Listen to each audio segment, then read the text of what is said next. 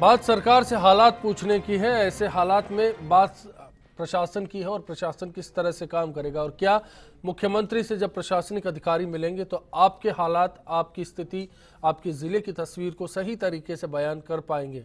क्या इतनी कुव्वत है हमारे अधिकारियों में? खालिद कुरैशी साहब और कृष्णा कोरानी जी हमारे साथ जुड़े हैं। कृष्णा जी जयपुर से, नमस्कार। तारिक साहब नमस्कार। बताएं सर। तारिक साहब मेरी आज इसमें आपकी बिग फाइट के अंदर राय रहेगी। जी सर बताएं। तो सुनना पड़ेगा थोड़ा तारिक साहब। जी पहली बात तारिक साहब, इन्होंने अपने जो ये भामाशाह कार्ड की जो बात बता रहे हैं, भामाशाह कार्ड फेल हो चुका है क्योंकि भामाशाह कार्ड लोगों को बन ही नहीं रहे। दूसरा तारिक साहब, इन्होंने कलेक्टर के लिए बैठ के जो 10 मिनट का टाइम दे रही है, क्या प्रशासन की इनकी रोज मीटिंग नहीं हो रही है? इनकी डेली इनको मीडिया नहीं दिखा रहा, या आपके चैनल या कितनी बड़ी बड़ी मीडिया नहीं दिखाई? राजस्थान की जनता किस चीज से परेशान है? आज हमारी राजस्थान की जनता पानी ही उपलब्ध करवा रहे। दूसरा मेरा ये रहेगा, पर साहब इन्होंने सरकार बनते ही 4 स्टेटों में गए थे, 4 जिलों के अंदर। क्या इनको पता नहीं 4 जिलों के क्या हालात हो रहे हैं? जो कलेक्टर इनको क्या राय देंगे तारिक साहब? और सबसे बड़ी राजस्थान के अंदर तो बेवकूफी ये देख के चलो कि है क्या बेरोजगारी। बेरोजगारी जो सरकार खत्म नहीं कर सकती तारिक साहब, तो कलेक्टर या उसमें एसपी क्या करेंगे? बहुत बहुत शुक्रिया आपका कृष्णा जी। खालिद कुरैशी साहब क्या कहेंगे? सर नमस्कार। नमस्कार। कलेक्टर या एसपी साहब वो रिपोर्ट तो अपने हिसाब से पेश करेंगे। जो अभी साहब ने जो बताई कृष्णा साहब ने, हालात वो तो यहाँ प्रदेश के और देश के भी, उत्तर प्रदेश है जैसे इसके भी यही हालात है। कानून व्यवस्था एकदम चौपट है। तो चाहिए हमारे देश जाहिर है जमीन पर नाराजगी देखने को मिल रही है। ये जनता की जुबान है जो सच बोल रही है। ऐसे हालात में क्या बात की जा सकती है? मेहंदौलत साहब आपका रुख करना चाहता हूँ, आपसे जानना चाहता हूँ। रात्रि चौपाल एक ऐसी व्यवस्था है जिसके जरिए कलेक्टर या एसपी अपने जिले के हालात को ठीक से उनसे वाकिफ हो सकते हैं, लेकिन ये व्यवस्था राजस्थान में कितनी ठीक तरीके से लागू हो पा रही है? क्या सच में जवाबदेह है ये तमाम अधिकारी? सैद्धांतिक रूप से ये बहुत बढ़िया योजना है, कारण कि इसमें नागरिकों का सीधा पार्टिसिपेशन होता है। उसके बाद मॉनिटरिंग सिस्टम को डेवलप किया जा सकता है। परंतु परेशानी जो सबसे बड़ी भारी बात है कि अकेला कलेक्टर क्या करेगा जब तक कि नीचे का पूरा एडमिनिस्ट्रेटिव ढांचा, जो नायब तहसीलदार से लेकर तहसीलदार से लेकर के जो ब्लॉक डेवलपमेंट ऑफिसर है, जो पंचायत के स्तर पर लोग हैं, जब तक वो पार्टिसिपेशन नहीं होगा और उसका एक हम स्ट्रक्चर नहीं बनाएंगे और उसको हम अकाउंटेबल नहीं बनाएंगे, उनकी जवाबदेही तय नहीं करेंगे और उनको टाइम बाउंड नहीं कि आपको इतने दिन में ये काम करना है। आज अगर किसी भी काम को ले लीजिए आप, अगर किसानों की समस्या है तो उसका कोई निराकरण 33 जिलों के आंकड़े की रिपोर्ट है। 50% रात्रि चौपाल कलेक्टर नहीं लगा पाए। हर जिले की तस्वीर है। कुछ जिलों में तो स्तर उससे भी नीचे है। ऐसे हालात में क्या समझा जाए? बिल्कुल ये स्थिति क्यों आई है? ये स्थिति इसलिए आई है कि अकेले कलेक्टर कुछ नहीं कर सकता है, एसपी कुछ नहीं कर सकता है, कोई भी अधिकारी कुछ नहीं कर सकता राजस्थान सरकार का, चाहे वो चीफ सेक्रेटरी हो कोई हो। जब तक हम इंफ्रास्ट्रक्चर नीचे से लेकर के अब उसको नहीं बनाएंगे, एक पिरामिड नहीं बनाएंगे और उसमें हम बाकायदा टाइम बाउंड शेड्यूल नहीं करेंगे और उसकी लगातार मॉनिटरिंग नहीं करेंगे। वीकली मॉनिटरिंग होनी चाहिए, मंथली मॉनिटरिंग होनी चाहिए, क्वार्टरली मॉनिटरिंग होनी चाहिए। तो जब तक ये सब नहीं होगा, चौपाल में क्या हो जाएगा, कलेक्टर जाएगा सो के रात को उठ करके आ जाएगा, सुबह उठ करके आ जाएगा और उसके बाद झूठी सच्ची रिपोर्ट बना देगा। महज खाना पूर्ति बन रहा है, मतलब ये पूरा किस्सा। सुनील प्रजापति जी हैं, उनको सुन लेते हैं। नमस्कार, जयपुर से हैं। हेलो, बताएं सर। अश्विनी जी नमस्कार। नमस्कार अश्विनी जी, मैं ये जानना चाह रहा हूँ, आईएएस आईपीएस सीएमए कॉन्फ्रेंस करा रही, बहुत अच्छी बात है, लेकिन तो मैं खाली 2 दिन पुरानी बात बता रहा हूँ। जो जाम रैली में जो बेमती जो बच्चों के साथ जो दुर्घटना क्या कर रहा है। अच्छा, आईपीएस की बात आती है तो अभी आपने देखा नंदू जो एक मोस्ट वांटेड है, हरियाणा में 10 लाख रुपए पुलिस अधिकारी रिश्वत लेके काम कर रहे हैं, तो उस आईपीएस ने क्या करा अपने कर्मचारियों के ऊपर? अपराधी सवाल यही बात है कि क्या ये सरकार तक ठीक से पहुंच पाएगा? बहुत बहुत शुक्रिया आपका गठाला साहब। जो मेहंदौलत साहब ने कहा कोई काम जनता की नाराजगी है या ग्राउंड रियलिटी है, इस पर दरअसल हर बार काम नहीं होता। ये सही है कि लोगों में रिएक्शन तो आता ही है अगर प्रशासन का वो देखते हैं कि पुलिस खुद ही छोड़ रही है पैसे लेकर के, गांव वाले पकड़ रहे हैं, पुलिस का कोई रोल ही नहीं है उसमें, तो उसका मैसेज तो गलत जाता है। ये संदेश जो जनता में जाता है वो तो गलत ही जाएगा। दूसरी बात ये है कि कलेक्टर एसपी को चौपाल की तो लगा दो आप, लेकिन आप 1960 की थ्योरी अब लागू कर रहे हो। जो आपके पास इंटरनेट है, व्हाट्सएप है, आप उस कलेक्टर को इतना भी मत खींचो कि उसके, वो कहते हैं ना वीणा के तार, इतने भी मत खींचो कि वो टूट जाए और बजे ही नहीं। तो उस कलेक्टर को ठीक है, आप रात्रि की जो चौपाल का सिस्टम चलाया था वो इसलिए कि किसान खेत में काम करके आते हैं तो शाम को सारे मिल जाते हैं जी। लेकिन हर टाइम में ये लागू नहीं हो सकता। दूसरा मैं आपको एक निवेदन करूँ कि एक अभियान चलता है राजस्व अभियान के नाम से, आपने भी सुना होगा जी। जनरली उसमें जो सबसे ज़्यादा अच्छे आंकड़े देता है, सबसे ज़्यादा काम होता है उस अभियान में जिसके एरिया में, उसको उल्टा अप्रिशिएट किया जाता है। जबकि पूछा जाना चाहिए उसको कि तेरे यहाँ इंतकाल जैसे पटवारी है तो तेरे यहाँ इतने इंतकाल निकले क्यों, तुमने साल भर तक क्या किया, वो कोई नहीं पूछता। उसको एप्रिसिएशन मिलेगा इसके एरिया में इतने राजस्व अभियान में। वही तो स्ट्रक्चर की बात मेंदोला साहब ने कही कि क्या अकेला चना क्या भाड़ फोड़ लेगा, सवाल इसी बात का है। दूसरा जो महत्वपूर्ण बात मैं बताऊं, नीचे के ढांचे पर कंट्रोल नहीं है, ये बड़ा इंपॉर्टेंट इश्यू है स्टेट के हिसाब से जो मैं आपको बता रहा हूँ। दूसरा, बिजली की आपने देखा हो किसान चिल्लाया करते थे 6 घंटे दे दो, 8 घंटे दे दो, अब वो 2-3 घंटे भी दे तो कोई नहीं चला रहा है, इसलिए कि कुएं में पानी खत्म हो गया। हमने जो बेसिक स्ट्रक्चर था हमारा जो पुरखों के ज़माने से चला हुआ तालाब बनाने का, अगर तालाब में अगर सरफेस वाटर आप इकट्ठा करोगे तो फ्लोराइड की प्रॉब्लम नहीं होगी, नाइट्रेट की प्रॉब्लम नहीं होगी, पीने की जो पानी की क्वालिटी वो अच्छी रहेगी, और कुओं के अंदर भी वो वाटर टेबल बढ़ेगा। हमने उसको तो छोड़ ही दिया। ये समस्या आगे आकर के क्या कलेक्टर कर लेगा, क्या एसपी कर लेगा, उसमें क्या चीफ मिनिस्टर कर लेगा। ये जो पॉलिसी डिसीजन है लॉन्ग टर्म के, ये तो स्टेट गवर्नमेंट बनाएगी।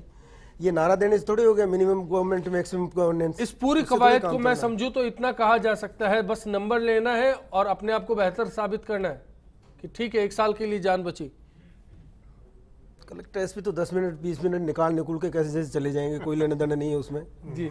भाषण भले ही कर लो और वो दुनिया को प्रोजेक्ट आप कुछ ही करते जी। हाल में कलेक्टर कॉन्फ्रेंस से पहले सरकार ने प्रशासनिक फेरबदल किया, 48 आईएएस अफसरों को बदला गया। कलेक्टर एसपी से पॉलिसी बनती है क्या? पॉलिसी तो स्टेट गवर्नमेंट बनाती है, उसमें पॉलिटिकल विल चाहिए। मैं आऊंगा उस पर, पॉलिसी पर भी बात करना चाहूंगा। उससे पहले ओम सेनी जी, 9 जिलों में कलेक्टर बदल दिए गए, 1 हफ्ता भी नहीं होगा, वो कलेक्टर्स कैसे तस्वीर पेश कर पाएंगे? देखिए उनके लिए तो बड़ी मुश्किल है। वो तो नेचुरली जो कुछ पिछले कलेक्टर ने या पिछले एसपी ने जो कुछ किया होगा उसे बुला करके सामने रखेंगे, और अगर कोई ऐतराज़ होता है तो कहेंगे सर हम जिम्मेवार थोड़े ही हैं, हमें 10 दिन हुए अभी गए हुए। लेकिन महत्वपूर्ण बात यह है कि एक तो टेक्नोलॉजी का इतना विकास हो गया है, जब आप पंचों को सरपंचों के लिए भी पढ़ना लिखना बड़ा असेंशियल बना रहे हैं, चुनाव लड़ने के लिए वो बंदिश लगा रहे हैं, ऐसी स्थिति में टेक्नोलॉजी का इस्तेमाल क्यों नहीं करते, आप उनसे संवाद क्यों नहीं करते? दूसरी सबसे बड़ी समस्या ये है कि जो प्रशासनिक अधिकारी हैं उनका और सामान्य जन का संवाद नहीं है। आज भी कलेक्टर साहब हैं और एसपी साहब भी साहब हैं, उन तक पहुंचने के लिए एक पूरी उसको पार करनी पड़ती है। अभी भी वो पीपुल ओरिएंटेड नहीं है कुछ भी। सामान्य जन इन साहब लोगों से बहुत डरता है। अंग्रेजों के जमाने का दस्तूर बिल्कुल है, वो का वो है। अगर वैसा नहीं करेंगे आप तो देखिए, आप कहीं भी जाके देख लीजिए, साहब के पास जा नहीं सकते, साहब से बात नहीं कर सकते, साहब का एटीट्यूड बहुत डिफरेंट होता है।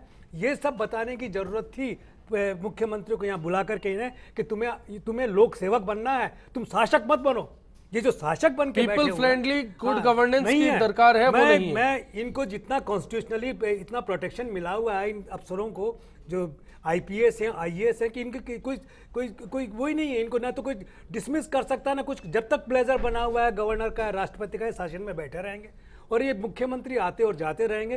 तो इनको पीपुल ओरिएंटेड बनाने का काम करना चाहिए। मेरा ख्याल है कि पिछली सरकारों ने किया है, भैरव सिंह जी ने किया, अशोक गहलोत ने किया, लेकिन आज वही कलेक्टर और एसपी उनको गवर्नमेंट चीफ मिनिस्टर ओरिएंटेड बनाना चाहते हैं। आप मेरे लिए वफादार रहिए, पीपुल जाए भाड़ में। तो ये मेरा ख्याल है कि ये सब बदलना चाहिए, पीपुल ओरिएंटेड बनाने के लिए काम किया जाना चाहिए। कैसे संभव है? एक कलेक्टर एसपी कॉन्फ्रेंस के जरिए ये सब कैसे संभव? कैसे? ये तो मैं कह रहा हूं कि जब आप जनप्रतिनिधि को आप बुला नहीं रहे, विधायक और सांसद आपका आ नहीं रहा है, उनको आप अलग रख के बैठे हुए हैं, तो कौन शिकायत करेगा कि ये जो आपने अफसरशाही बना रखी है, जो एक तरफा रिपोर्ट हो सकती है? एक तरफा होगी निश्चित रूप से। मंदोला जी जो बोल रहे हैं वो तो खैर वो बता रहे हैं कि साहब वो बेचारे कलेक्टर एसपी क्या करें। मैं कहता हूं कलेक्टर एसपी सबसे ज्यादा परेशान करते हैं सामान्य जन को। जितना करप्शन, जितना बेईमानी, जितना सब कुछ हो रहा है उनके रहते हुए होता है। अगर वो जिम्मेवारी के साथ में करें, अगर वो पीपुल ओरिएंटेड हो जाए तो उसके बाद में क्या मजाल है कि सारी मशीनरी काम नहीं करेगी।